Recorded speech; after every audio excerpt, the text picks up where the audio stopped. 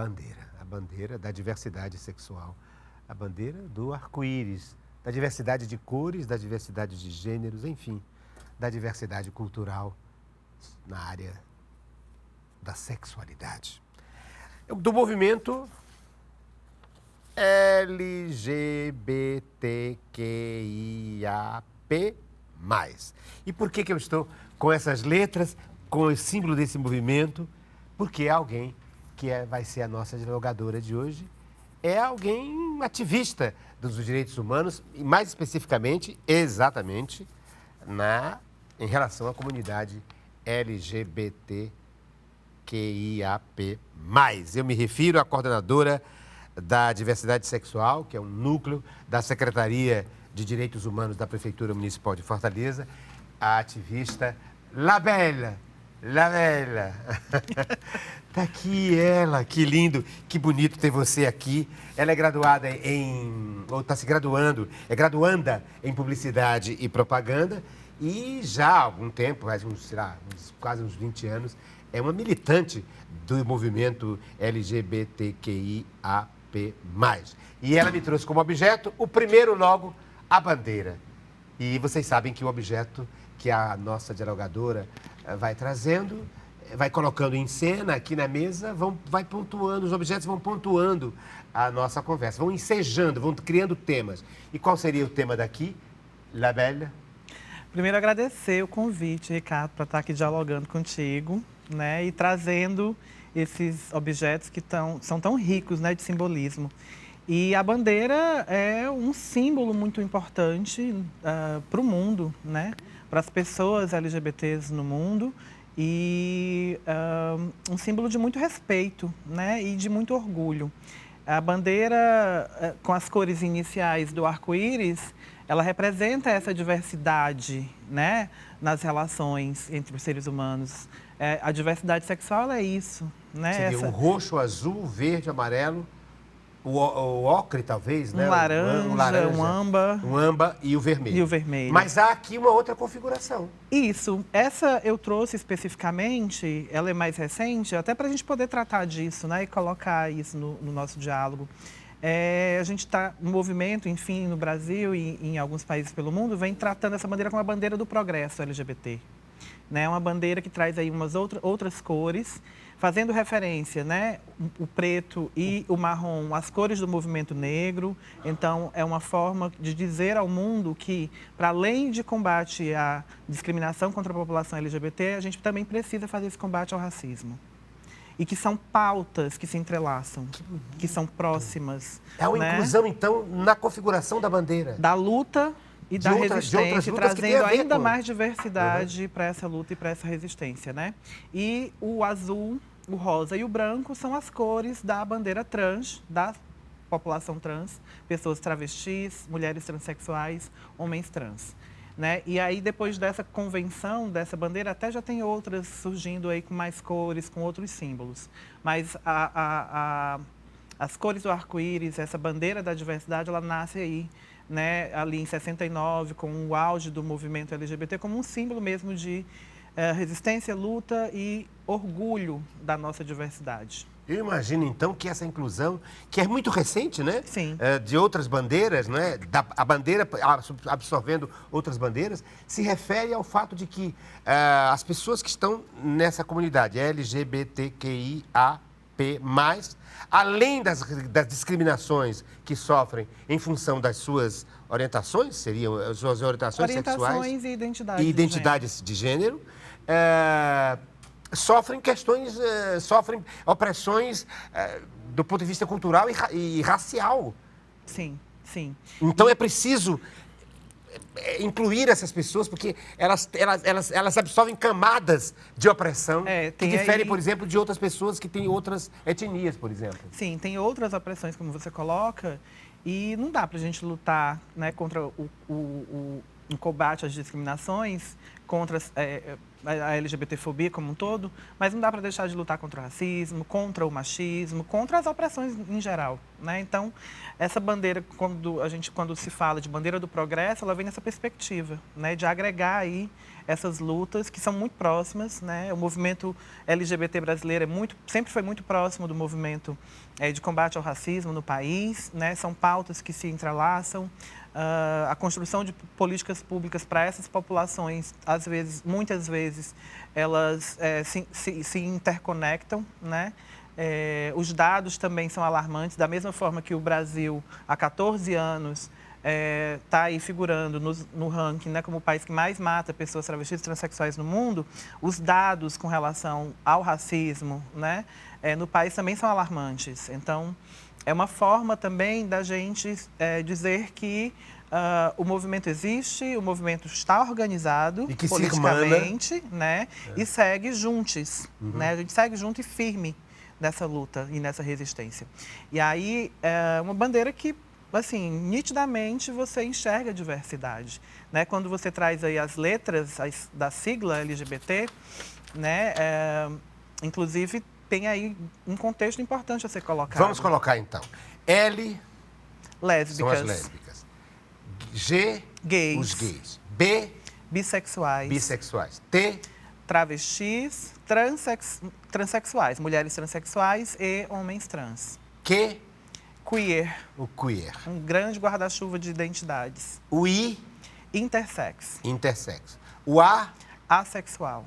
E o P, pansexual. O pansexual. E o mais que... abre aí esse leque. Quantas identidades seriam, mais ou menos? Ricardo, os Estados Unidos, em 2018, listaram para mais de 50 identidades de gênero no mundo. Então, o mais, quando ele aparece nessa sigla, é para realmente abrir esse leque de possibilidades. Aí você tem, por exemplo, os demissexuais, os sapiosexuais. Exatamente. No Brasil, o movimento LGBT costuma ir até o T, né? L, G, B e T. Essas outras letras, elas vêm de contextos norte-americanos, europeus, né, a partir de outras discussões nos contextos locais lá. Interessante também que só no Brasil a gente vai ter a categoria política e identitária, né, de gênero travesti. É uma coisa nossa. Que é o T. Que é o T de travestis. O restante do mundo, os outros continentes e países tratam aí o T como transgender, né, que são transgêneros. As mulheres trans e os homens transexuais. Talvez pudesse ter 2 T's, não? Na história do movimento, a gente já chegou a usar 3. A 3? 3 T's. Por quê 3? Por que 3? Travestis, transexuais e transgêneros. Ai, transgêneros. Mas aí foi se entendendo no debate, as construções, as conquistas também. Convencionou-se em 2016, na última Conferência Nacional LGBT, que esse único T, ele... engloba, significariam todos os outros 2 T's. Exatamente. De trans, então, aqui a gente pode dizer que é travesti, a travesti, né? Ou as travestis. Isso. Os transexuais e os transgêneros. Os transexuais e as transexuais e os transgêneros. Sim, muito T. É muito T. É muito T. E eu queria que você falasse de cada uma dessas letras, para as pessoas que não dominam, que não são dessa comunidade, porque as da comunidade sabem muito bem disso, mas para um público geral, que em pequena definição, como fez recentemente na internet o Sérgio Maroni, Sim. que fez uma explicação tão pequena, mas tão sucinta e tão densa e coesa em relação a cada uma das letras. São letras que dizem respeito ao movimento, né? A pessoas, a diversidade das nossas sexualidades, mas também das nossas relações afetivas, né? Então, lésbicas são mulheres que se relacionam e se apaixonam, se interessam, sentem tesão, desejo por outras mulheres. São relações homoafetivas femininas. Tá. Né? O G faz referência aos homens gays, né? Aos gays, são homens que se relacionam afetivo sexualmente, se afetam, sentem tesão, desejo por outros homens, né? O B são pessoas bissexuais, né? Que se interessam tanto por homens quanto por mulheres, por outros gêneros, pelos 2 gêneros. O T? os muitos T's. Os muitos T's, é. Aqui no Brasil, travestis, né? Mulher trans, que são travestis e transgêneros, transexuais. E aí, dentro da categoria transexuais, a gente vai ter mulheres trans e homens trans. O quê? Os queers? Queers. É esse grande guarda-chuva, é uma teoria, na verdade, né? Que diversifica ainda mais. É uma coisa móvel. A fluidez, o trânsito, as próprias identidades, né? Essa liberdade com relação à vivência das suas identidades, as expressões de gênero. Por enquanto, talvez não. O por enquanto, pode ser essa, pode ser outra. Não há uma definição, uma fixação, é isso? Na verdade, é porque são muitas definições. Porque são muitas. Porque ele até se assemelha um pouco com o mais. Com o mais, como sim. se ele reunisse todas essas... Sim. Outras identidades, essa liberdade de essas outras categorias de políticas transar, também. Não só de transar, de transitar. De transitar, de se afetar, de vivenciar. Né? E o I? Pessoas intersexo. Intersexo? O mundo e o país, né, o nosso país, sempre colocou as pessoas intersexo muito a partir de contextos biologizantes. Né? Que inclusive é um termo incorreto, errado e já passou, né? Assim, não se usa mais. As pessoas hermafroditas, né? Que se diziam que tinham 2 sexos. Na verdade, pessoas intersexo, elas vão ter aí algumas questões do ponto de vista cromossômico e biológico, que são elementos e componentes tanto de um organismo, digamos, de mulher ou de homem. Não necessariamente uma genitália... É para além disso. Para além disso. É para além disso. Para além da genitália em dupla... Uma pessoa intersexo, ela pode ser uma mulher que tenha aí um alto índice de taxas de testosterona, fora do padrão que é estabelecido, né, pelas organizações de saúde, independente da genitália. O A são os assexuados? Sim. E é interessante, né, o A. Eu sempre achei muito interessante ele estar aí nessa sigla, e principalmente nesse contexto mais atual, que as redes sociais, né, debatem muito, dialogam muito sobre essas letras dessas populações. O A são pessoas que não sentem atração sexual.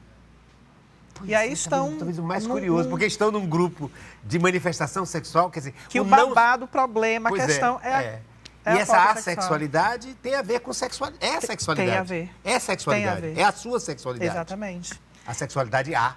E sexualidade, identidade, é a gente que diz. Né? É muito individual. É a gente que diz, é a gente que vivencia. Então, eu sempre achei interessante por isso, mas não dá para dizer que não dá para colocar, né, na sigla. E o P? E o P? Pansexual. Pansexual. É uma espécie de... uma liberdade, né, de vivenciar a sexualidade com gêneros, com outras identidades, enfim. Inclusive extra-humanas? Sim, tem gente que se coloca assim. E eu digo isso porque eu conheço pessoas pansexuais e aí eu respeito muito como essas pessoas se colocam, né, na sua vivência de pessoa pansexual. Então, sim. Interessante, não? Observar. E o mais inclui, então? O mais inclui tudo. E eu acredito que o mais, ele dá pano para manga para muito, né, para muito debate, para muita discussão. Sim. E essas letras só estão hoje nas redes sociais, na mídia, nos jornais, nos veículos, por conta dessa ebulição do debate. Mas eu acho que uma das coisas mais contemporâneas, né, mais assim, recentes que a gente pode mostrar hoje é essa inclusão da irmandade, da sororidade, a relação com as mulheres, né, e da relação dos movimentos contra a misoginia, contra o machismo, contra o patriarcado. O quê? Contra o patriarcado. Contra o patriarcado, contra o racismo. Bonito que o movimento LGBTQIAP+, se inclua, assim, se irmane com essas outras reivindicações. Mas que bonito! A nossa dialogadora de hoje é Labélia e nos trouxe, então, as letras, não é?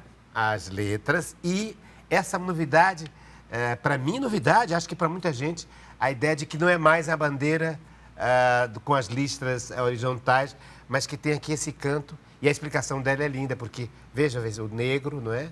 O marrom é o... O preto e o marrom. O preto e o marrom seria o que Movimento negro, combate ao racismo. O azul seria? Uma cor ligada ao universo masculino. Transmasculino, dos homens trans. São ligados à cultura muito ao masculino, né? As roupas masculinas. Transmasculino. E o rosa, as meninas... Transfeminino. Os transfemininos. E o branco? O branco é o neutro. O neutro. Entre os dois. Que bonito, que bonito. Labelle, que mais que você me trouxe para a gente conversar mais ainda? Você que tem um trabalho tão bonito, porque, veja, tudo isso que ela está dizendo está sendo incorporado, está incorporado, inclusive na nossa cidade, a política pública. Você não é uma militante individual, solitária, não é? Você é uma pessoa que representa uma comunidade, uma inserção social dentro de um organismo social que é a prefeitura de uma cidade.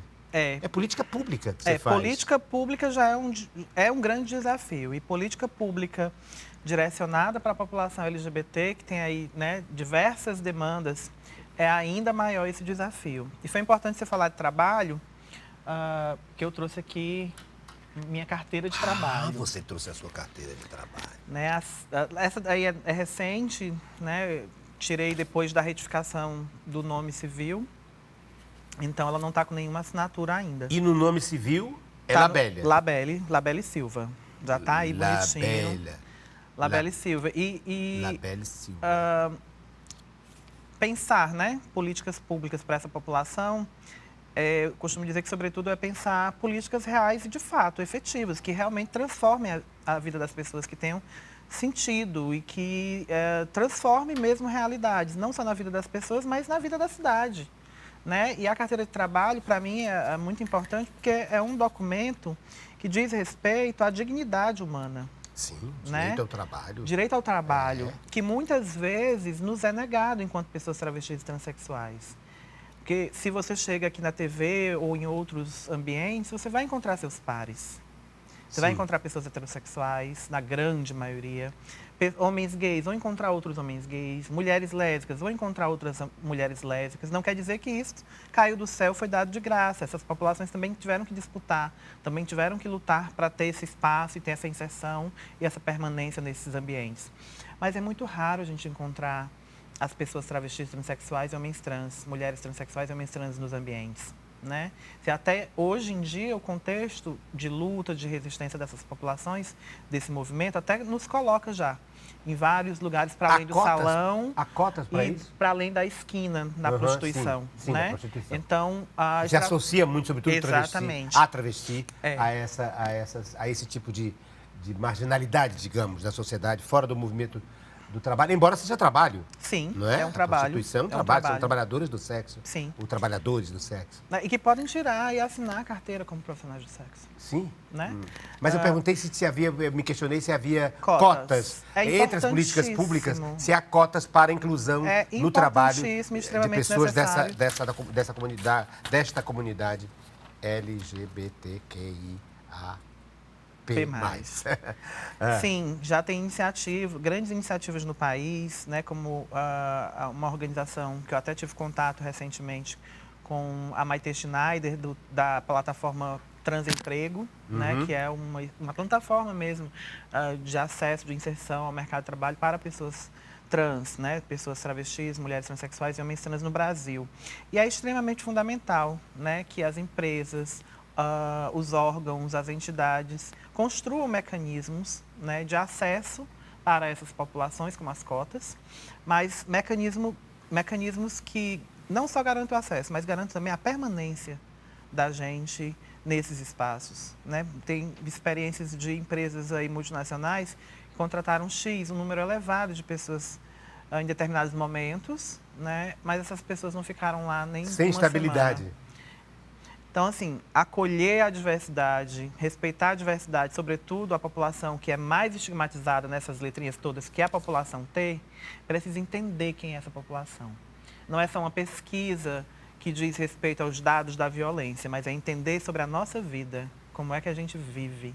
Porque ser travesti, ser mulher transexual, ser homem trans, ser LGBTQIAP+, não é uma performance, né?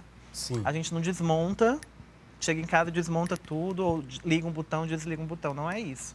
são vidas, né? Então, as empresas precisam entender como é que são essas vidas, né? E o contexto em que nós estamos inseridas. Você falou que recentemente, quando foi que houve a absorção do nome Labelle, como nome oficial, como nome civil, Isso. que é recente, você disse que é recente? A minha transição de gênero, ela foi aos 21 anos, já tem aí uns 17 anos, Porque você se coloca aqui nas letrinhas, você se coloca no T?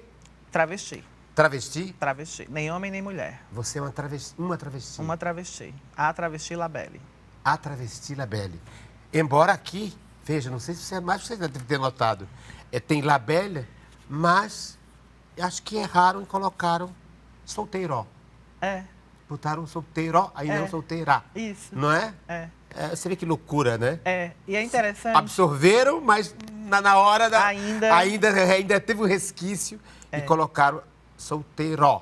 E é interessante porque um outro documento que eu trouxe também, que é a minha certidão de nascimento. Isso incomoda? A mim hoje não, mas não eu mais. preciso entender que isso diz respeito à necessidade que ainda existe de lutar. Mas você poderia perfeitamente dizer, reivindicar e dizer, eu quero que seja solteira. A retificação de nome civil hoje no país, ela é de nome e de gênero.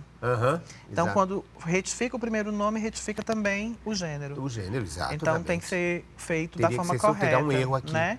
E aí, isso diz respeito também aos processos, né? Como as coisas acontecem. Nada de graça nessa vida, né? Não cai do céu.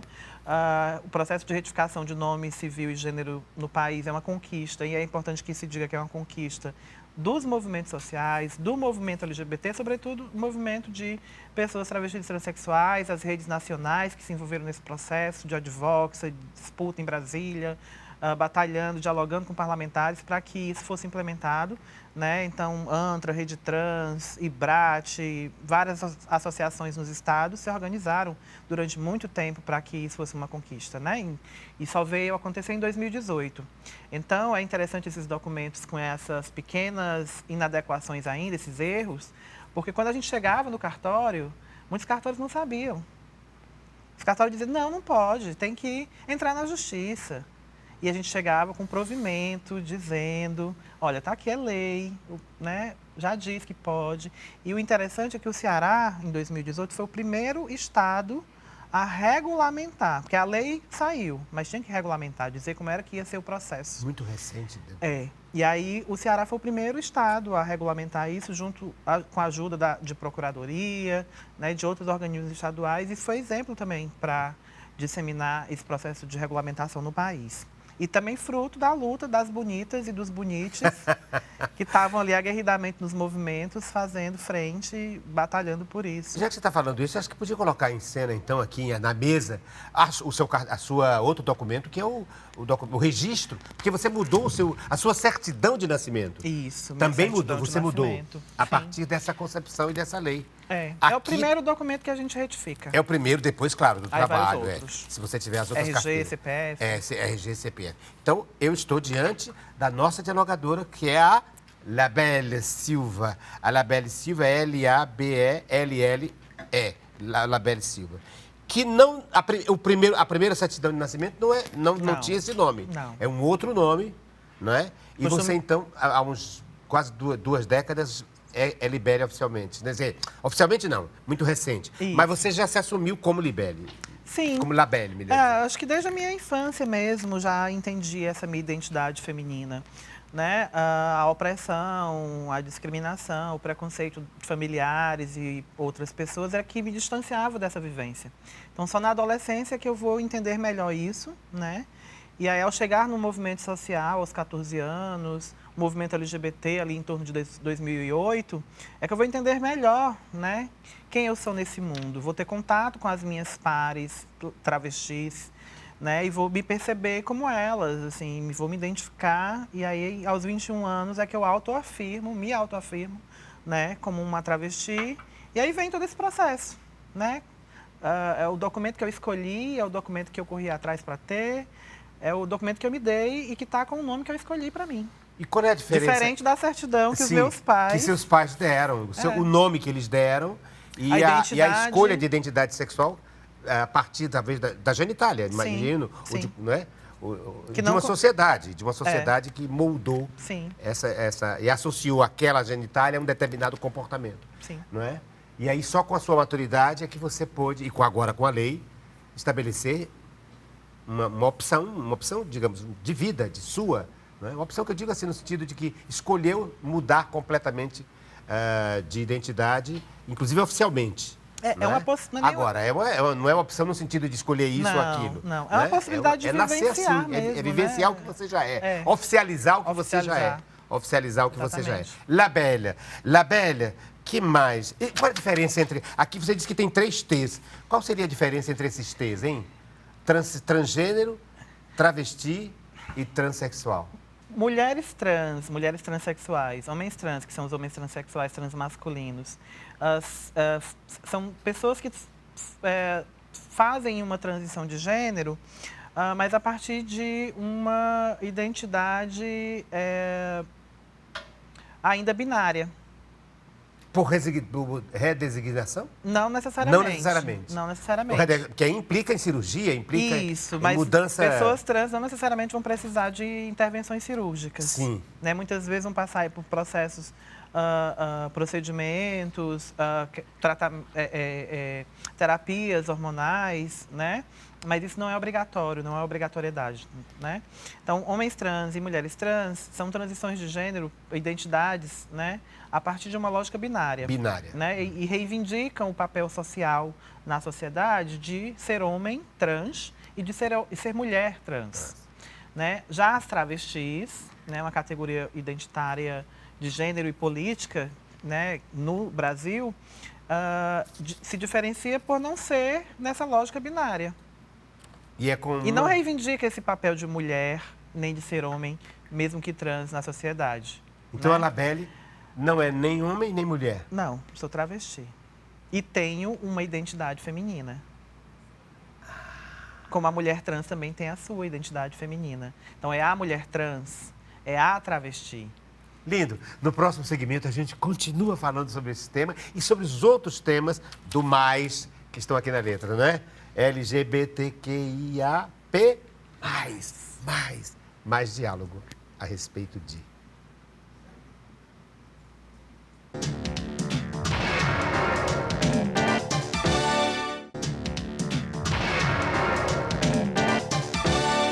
O diálogo desta semana é sobre a partir da comunidade LGBTQIAP+, porque a dialogadora de hoje, ela é militante deste movimento e está aqui conosco. É a Labélia Silva. Ela é coordenadora de um núcleo chamado Diversidade Sexual, que é um departamento, uma parte do organismo chamado Secretaria de Direitos Humanos da Prefeitura Municipal de Fortaleza. Ela é graduanda em Publicidade e Propaganda e é, há quase 2 décadas, uma militante do movimento LGBTQI AP+.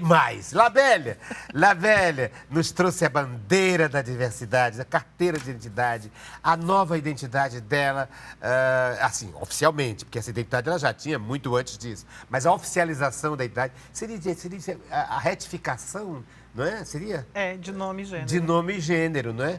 E é bonito porque é retificação, eu diria até que é ratificação também, né? Porque ela já tinha, independentemente de todos esses documentos, ela já era Labélia. E ela nos trouxe outras coisas, por exemplo, um quadro, é isso? Você trouxe um quadro com uma palavra tão bonita que tem a ver com ela, porque ela se definiu no segmento anterior como uma travesti. Leiam, viver e não ter a vergonha de ser travesti. Cantar e cantar e cantar a beleza de ser uma eterna travesti. Ai, meu Deus, e a vida seria melhor, e melhor será, mas isso não impede que eu exista. É bonita. Viver e não ter a vergonha de ser travesti. Comente, Labélia. Essa música é do Gonzaguinha, né? É uma música do Gonzaguinha. Só que no Gonzaguinha, originalmente, é viver e não ter a vergonha de ser feliz. E aqui ela mudou para de ser travesti, que é ser feliz. Não é? Para aquelas que escolhem, ou melhor, para aquelas que são travestis. Sim, sim, isso mesmo. E esse quadro, para mim, ele é muito simbólico mesmo, né? Ele tem a ver com a minha fase de transição e quando também eu encontro aqui em Fortaleza uma irmã, né? Não biológica, mas de vida, né? Na luta, na resistência. Uma irmã que vem lá do outro lado do estado, vem lá do Crato. E é uma artista, né? Então, esse é um trabalho dela. Tem o nome dela aqui? Tem do ladinho. Isso. Aqui. Dari Bezerra. Ai, a Dari. Dari. Aí tá... tem uma letrinha a mais, mas hoje em dia... É Dari. Dari Bezerra. É um quadro de 2003, eu acho. Acho que sim. 2003. Acho que sim. Muito bem. A Dari, lá do Crato? Lá do Crato. E por que a irmandade? Porque você a define assim como irmã. Não biológica, mas irmã. Quando a gente se conhece, enfim, ficou sabendo uma da outra na cidade, a gente não se conhecia ainda, fisicamente, presencialmente. As pessoas diziam, mulher, tu tem que conhecer Labelle. E, Labelle, tu tem que conhecer Dari. E aí ficou isso um tempo. Tal hora a gente se encontrou e não se desgrudou mais. E também não se desgrudou por conta da luta, né, do ativismo. A gente está nessa também. Ela agora está dando um certo tempo que está estudando, está no mestrado, né, de antropologia, então tem aí um volume grande de trabalho que precisa ser desenvolvido. Ela se divide hoje com isso, mas o trabalho dela enquanto artista ele é permanente na vida, né? Então, eu sou apaixonada pelo trabalho dela porque mescla isso, né? E aí é o artivismo. E né? dentro desse ativismo... forma de trabalhar as questões políticas através da arte. Né? Dentro desse ativismo, claro, está a arte, mas não posso deixar de ver que há aqui uma reivindicação, um axioma, viver e não ter a vergonha de ser de ser travesti. Se há necessidade de colocar isso numa palavra, num axioma, numa ideia força, é porque havia... isso é uma reação contra a vergonha que sentia, que uma determinada parcela dessa comunidade sentia por ser travesti. Sim. Muitas de nós nunca se sentiu bonita, muitas de nós nunca se sentiu capazes de muita coisa. As lutas, né, as conquistas que vão com o tempo garantindo isso. Né? Então, garantir cidadania, garantir vida digna para essas pessoas é sobre isso. Né? Assim, enfrentar, né, esse contexto. Né? É desafiador por isso, porque é transformar também essas marcas sociais. E nós estamos no Ceará avançando em relação a isso. Nós, inclusive, no Estado, né? No Estado, há uma espécie de co-irmã sua institucional. Sim. Né? Que é a Secretaria da Cidadania e da Diversidade. Isso, CEDIV, Secretaria de Diversidade e Cidadania, se não me engano. Cidadania. Que tem com a frente a Michele Meira. Bonito isso, o governo do PT, do Humano, também a abrigar isso no nível de secretaria, no nível... Sim, importantíssimo. Michele já foi, já esteve coordenadora em Fortaleza, onde eu estou hoje. Né? Esteve em Brasília fazendo essa coordenação nacional das políticas públicas LGBT. Imagino que vocês devem dialogar, claro. Sim. Uma instituição ligada à prefeitura e outra ligada ao Estado, mas ambas no mesmo sentido. Precisam, precisam estar em constante diálogo, né? Porque, como você já bem colocou, tem aí, sim, a gente pode considerar certos avanços no Ceará. Né? Há um bom tempo, o Ceará é referência nacional em diversas políticas, conquistas, iniciativas muito interessantes, frutos dessa luta toda, né? Que a gente precisa reconhecer muito bem. Porém, ainda tem os dados. Né? Os dados são alarmantes. Por exemplo, de mortes, de violência contra esta comunidade.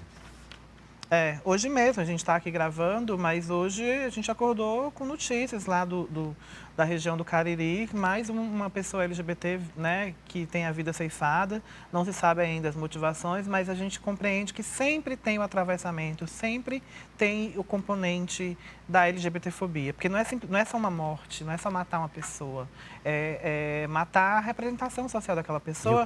E a forma como isso acontece é sempre das piores formas. Né? Inclusive, um dos motivos, esse é um dos motivos pelos quais A Secretaria da Diversidade Sexual, no âmbito estadual, está propondo a criação de uma casa-abrigo. Sim, que é uma outra demanda também. Para adotar essas pessoas que sofrem violência e que precisam de um espaço de convivência seguro. A família, né, é o primeiro espaço, a primeira instituição que muitas vezes discrimina e coloca na rua. Quando eu disse seria para acolher, mas na verdade é o contrário, exatamente, muitas vezes. Muitas vezes, a grande realidade é essa. Então precisa sim. Hoje tem aí, já teve a Casa Tadeu Nascimento, hoje tem a Casa Transformar, a outra Casa Coletiva, que são iniciativas da sociedade civil. A rede Acolhe, né? Tem uma rede chamada também, o próprio Coletivo Mães pela Resistência, né? Tem centros de referência, com o nome da Janaína. E aí, essas iniciativas que acolhem a população LGBT, elas são iniciativas da sociedade civil. O poder público precisa ainda chegar ali e acolher isso também. E como, né, a própria Secretaria de Diversidade e Cidadania hoje vem aí com essa demanda para implementar algum equipamento estadual que acolha mesmo. Eu citei aqui a Centro de Referência Janaína Dutra, não é? É Dutra? São 2 hoje no estado, né? O Janaína Dutra foi o primeiro no estado do Ceará, aqui em Fortaleza, na prefeitura, né? E hoje a gente tem o Centro de Referência Estadual Tina Rodrigues. Tina Rodrigues. E o mais importante é que são 2 centros em funcionamento no estado para atender e acolher a população, né, LGBT vítima de violência por questões de LGBTfobia, mas são centros que levam esses 2 nomes não à toa. Né? Tanto Janaína quanto Tina foram travestis brasileiras daqui do Ceará que nas suas vidas, nas suas trajetórias, lutaram muito, né? E aí o que marca essas lutas é a luta por acesso à cidadania, dignidade, acesso aos direitos. Então, esses centros, eles funcionarem e levando esses nomes, o mais importante é isso, é colocar da necessidade que se tem mesmo, né? De pensar políticas e equipamentos que garantam esses acessos para essa população. E o que é mais grave, quando a gente percebe que essa transfobia, essa falta de respeito, enfim, esse crime é cometido do alto do parlamento. Tivemos aí recentemente, não é, manifestações de um deputado federal com transfobia clara, né, manifestada a partir da tribuna da Câmara Federal. Dito conservador, mas extremamente estratégico no que diz respeito a esse embate com essas populações, né? Esse rapaz, esse parlamentar, enfim, ainda está parlamentar, mas é importante, né, que as medidas cabíveis sejam tomadas, e acredito que vão ser, porque, enfim, né, transfobia, LGBTfobia é crime no país. Ele cometeu um crime. Estrategicamente se coloca dessa forma, agredindo mulheres, agredindo a população LGBT, agredindo a sociedade brasileira, agredindo a democracia, uma forma também de se autopromover. Né? Nós, movimentos sociais, a gente entende isso muito bem, porque na história está aí, né? Diversas figuras como esse que se utilizam das nossas pautas, que são pautas importantíssimas e que merecem muito respeito, para se autopromover, para ter palco, para palanque político. E você que conhece muito bem isso, e isso não só porque de forma você criminosa, né? Sim, sim. E você conhece muito bem isso porque você é a lei de militante de muito tempo em relação a essa comunidade LGBTQIAP+, é graduada, ou melhor, quase graduada em publicidade e propaganda. Então, você conhece essas artimanhas, né, para aparecer com um palco, mas eu acho que há uma reação da sociedade civil, inclusive dentro do parlamento, para coibir esse tipo de atitude. As luzes dos holofotes, elas têm que estar direcionadas não para essa criatura, mas sim para a necessidade que a justiça, né, tome as medidas cabíveis diante de um crime cometido dentro do parlamento brasileiro. Mas objetos que você me trouxe é uma negra linda. É uma negra linda com seu filho. Com uma criança. Sua filha, com a criança. É uma negra. Quando eu estava pensando nos objetos, esse é um presente da minha avó. A cabecinha já até quebrou, está colada com cola. Mas que tem a ver com a minha relação com minha mãe, né? Dona Maria de Fátima, lá do Rio Grande do Norte, mas que me teve aqui, já no Ceará, em Fortaleza. Ela está com 70 anos e é a paixão da minha vida. Assim, mora comigo, só nós duas. E Tulipa, que é a nossa filha Pet, nossa Sim. cachorrinha. E é essa rainha. É como se fosse você e a sua mãe aqui. Exatamente. Não é? Exatamente. A menina Labelle e a mãe. Isso. É. Que está com um turbante, Exatamente. um ar de rainha mesmo, Exatamente. Né? Uma pose. E eu estava me lembrando da música do Jorge Ben, quando disse, que negro é lindo, eu me lembrei, negro é lindo, negro é amor, negro é amigo. É uma música do Jorge Ben. Sim. Negro também é filho de Deus. É a música dos anos 70. E a gente nem imagina quanto o Jorge Ben, e algumas pessoas assim, apagadas, às vezes, da militância do movimento negro de outras bandeiras, têm aparecido, têm reaparecido, ou precisam reaparecer, porque fazem música, fazem arte, como a Dari Bezerra. Quanto a Dari Bezerra, e fazem da sua arte essa militância. Mas há outros objetos. Minha mãe foi a minha primeira referência de lutadora, de combativa, de mulher combativa. E essa imagem, ela trata muito disso mesmo por conta... assim, se eu chegasse da escola em casa com cara de choro ou que ela percebesse que tinha acontecido alguma coisa, ela pegava na minha mão e voltava na mesma hora para entender o que era que tinha acontecido. Para dizer que não podia acontecer de novo.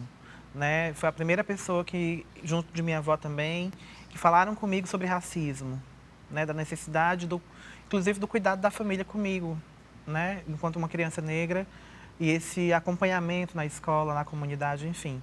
E uma grande defensora de mim enquanto travesti também. Né? Então, a nossa relação é de muito afeto, de muita cumplicidade. Ela já está com 70 anos, tem algumas limitações hoje, mas de saúde, enfim.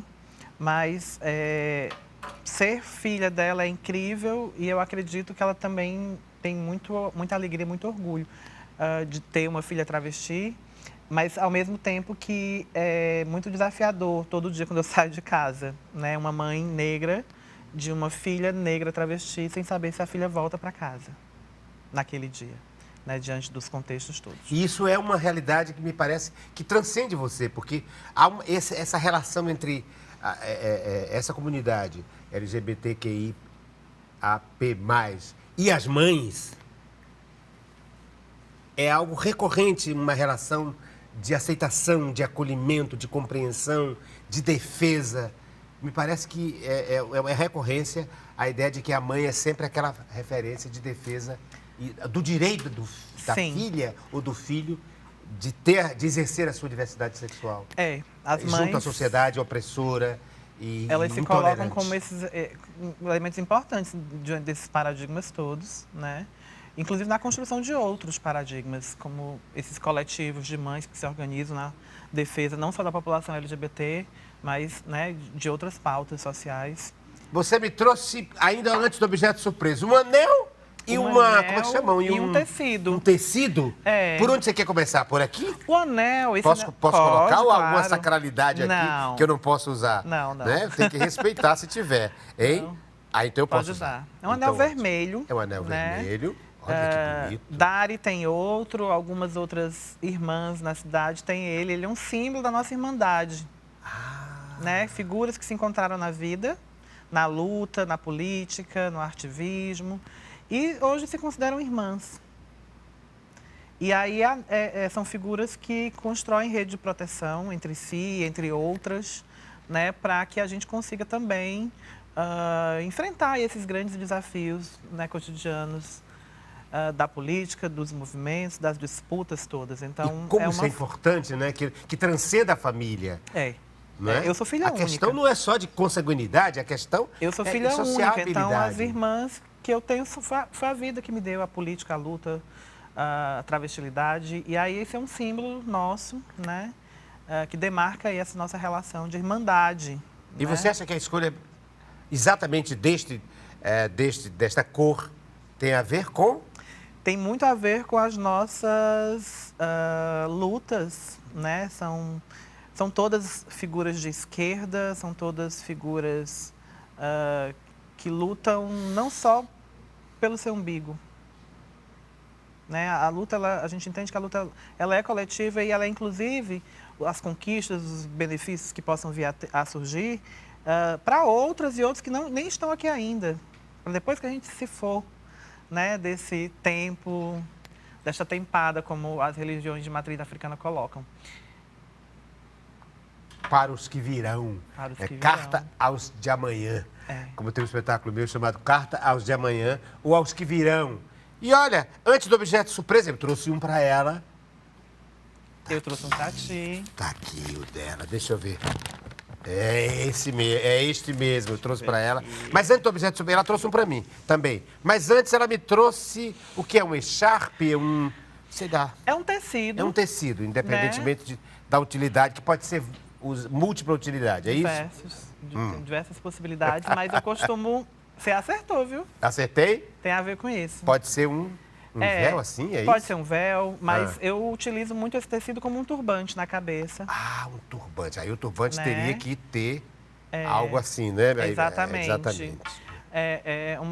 Tem uma forma de... Né, sim, tem uma forma de fazer. Eu estou fazendo aqui improvisadamente. Sim. E o turbante, ele é esse símbolo, né, que traz aí questões ancestrais muito importantes para a população negra, né? É um símbolo da realeza, mas é um símbolo também da fé, né, da nossa fé ancestral, das nossas crenças ancestrais. É um símbolo do cuidado, né, das questões mesmo das religiões de matriz africana, que muitas vezes colocar um turbante na cabeça, a gente corre risco de vida. Você colocaria aqui, assim, improvisadamente? Aí? Aqui, improvisadamente, vai ficar um pouco difícil, porque eu já estou com outro turbante. Já está com outro turbante, só que caiu os cabelos. Que são as tranças, né? Mas seria assim, né? Mais ou menos, ou então como... Porque agora me ocorreu, sabe o quê? A ideia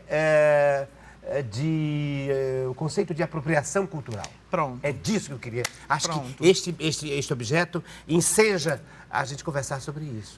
O turbante, ele é um elemento, ele é próprio de uma comunidade, de uma população brasileira, que é a população negra, que hoje se encontra no Brasil, mas vem de longe, vem de África, né? Então, os processos de estranhamento, de discriminação e demonização dos nossos símbolos, eles vêm disso. A população brasileira não conhece a sua história, a população, enfim, não conhece a história do povo negro, né, do processo, né, de escravidão que construiu aí uma marca absurda na história, não só do país, mas no mundo inteiro. E hoje tem esse debate da apropriação cultural porque as pessoas realmente não conhecem e acham que podem fazer tudo. Mas uma mulher branca, por exemplo, que usasse um turbante como este aqui, com esse tecido, isso seria condenável só pelo uso do turbante? Ou se ela tivesse uma conotação de deboche, de desrespeito? Ou a descontextualização, a desterritorialização do uso já implicaria num comprometimento de apropriação cultural? Olha, existem mulheres brancas, mulheres de axé, por exemplo, que estão nas religiões de matriz africana, que utilizam os turbantes. Né? A grande questão é você entender que, se você está usando um símbolo de uma determinada, né, que faz referência a alguma determinada religiosidade, população, você precisa conhecer aquilo e ter muito respeito. Da mesma forma como eu estava falando, né? Não é simplesmente colocar uma pessoa ali, você precisa entender a história. É como se alguém, por exemplo, usasse uma estola de um sacerdote da religião católica num outro contexto. Sim. Por isso que eu falei de desterritorialização. Sim. Né? É nesse sentido, a apropriação. E para mim, os turbantes, eles são muito sagrados. Né? Tem uma imagem muito forte de Tina Rodrigues, uma das últimas fotos que foram feitas dela em vida ainda, ela está com um grande turbante, né? E a Tina sempre foi essa travesti rainha, mãe. Então, o turbante, para mim, ele é uma coroa que a gente coloca, ele é muito sagrado. Né? E o nosso ori, a nossa cabeça, né? Ela é muito sagrada. Então, a gente também tem cuidado com o que a gente coloca. Né? Então, o turbante... E o tecido também nas religiões de matriz africana é utilizado de diversas formas, nas saias baianas, nos panos da costa, que são símbolos que eu estou falando aqui que muitas vezes quem está em casa não vai saber. Mas o Google está aí. Chegou a hora do objeto surpresa da nossa dialogadora, a Labelle. E o objeto surpresa que eu trouxe para ela, está aqui, e ela trouxe um para mim. Este eu quero que ela abra primeiro o dela, depois eu vou abrir o meu. Ela entregou a produção colocou aqui dentro. Vamos ver o que ela me trouxe? A Labelle, o que é que ela me trouxe está aqui. Eu abro e primeiro. O que eu trouxe está aí. Peraí, é melhor eu trazer o dela? Não, vamos ver o que eu trouxe. Vamos ver. Vamos lá. Vamos lá. Ela está com a mão aí, que ela está curiosa. Eita! Olha que bonito. Mas o outro lado... Você conhece esse símbolo? Sim. Claro que é colorido. Aí eu trouxe Sim. uma cópia, infelizmente não tinha como fazer uma cópia colorida. Que eu achei tão curioso, achei que seria um objeto para você, a partir daí, discutir. Porque, veja, tem um símbolo do binário. Mulher e... O cromossomo, né? O cromossomo, não é isso? Não, binário mesmo. É binário mesmo, né? Binário. O mulher... Símbolo feminino, que símbolo é essa masculino. Não é com a cruz. Espelho de Vênus. E a seta. E a seta. Mas tem um terceiro. E aí é que entra Labelle para falar sobre... Labelle. Hein? O símbolo da travesti Labelle. Esse é um símbolo muito importante mesmo. Coisa linda que eu achei. Né? O símbolo das pessoas travestis, pessoas trans. Tem essa questão mesmo, porque... Eu não conhecia isso. Coisa linda. Para além desse binário, do que é ser mulher, do que é ser homem na sociedade. Né? São pessoas que nem são homens, nem são mulheres, não se representam assim, não reivindicam esse lugar. Reivindicam o lugar de serem essas pessoas e terem a sua identidade respeitada como uma categoria política. É bonito isso, uma pessoa que vem de outra geração como eu, aprendendo a riqueza, inclusive do ponto de vista do desenho, nós que somos da área da comunicação, você Sim. que é como é que chama? Formada em publicidade e propaganda. E veja, você tem aqui o símbolo do masculino, do feminino, e essa pessoa, esse criador, colocou os dois símbolos num só. Uma junção, olha aqui, ó. A junção dos elementos. Ele juntou as duas, ó. Você tem aqui o símbolo feminino, né? Antigão, né? E o masculino, e ele colocou num só. Como quem diz, não é assim. Não. É assim. É assim. E ainda tem essa ponta, né? Que vai para um outro... E a ponta vai para o outro caminho, e não para esse. Outra possibilidade. Do ponto de vista da comunicação visual, é lindo. E aí, do outro lado, uma bandeira. A bandeira trans, claro, a bandeira né? trans. E muita gente tatua esse símbolo. Hein? Muita gente tatua esse símbolo. E então, eu vou ver agora o que foi que você me trouxe. Vamos. Vou ver, tá aqui, o que foi que a Labelle me trouxe nos últimos minutos do nosso diálogo. Diálogo, que vai ao ar toda sexta-feira, às 20 horas. E todos os sábados, às 18 horas, aqui no Canal 5. O que foi que ela me trouxe? Ela me trouxe...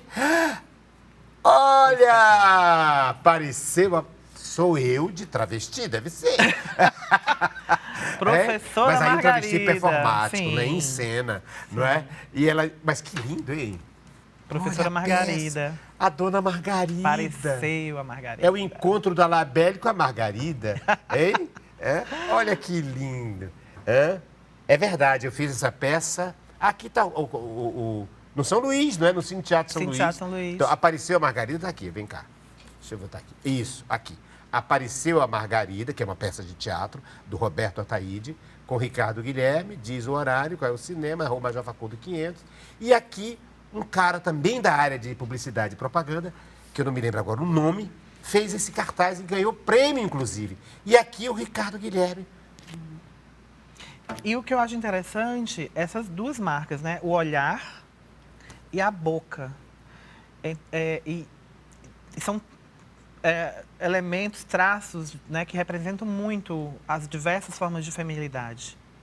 Através da boca, do batom, do que sai da boca, os olhares, a maquiagem. E a Margarida era interessante, não sei se você viu a Margarida, eu fazendo a Margarida, eu fiz durante tanto tempo. Você Ficou viu? em cartaz muito tempo, eu não vi. Não vi, pois não é, vi. fiquei em cartaz muito tempo. A última vez que eu vi, acho que foi em 2021, não sei, uma coisa assim. Eu viajei pelo vários países fazendo a Margarida, apareceu a Margarida, inclusive em outras línguas, alguns trechos em outras línguas, francês, e espanhol, italiano e português.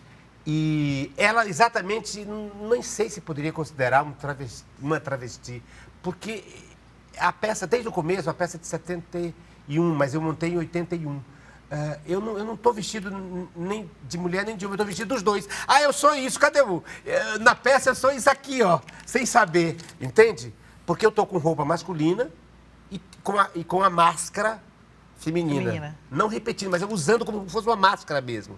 Né? E aí, durante a interpretação, eu tenho traços de feminilidade, traços de masculinidade, vou mexendo com isso. Às vezes, numa frase, eu começo como masculino e vou pro feminino, enfim.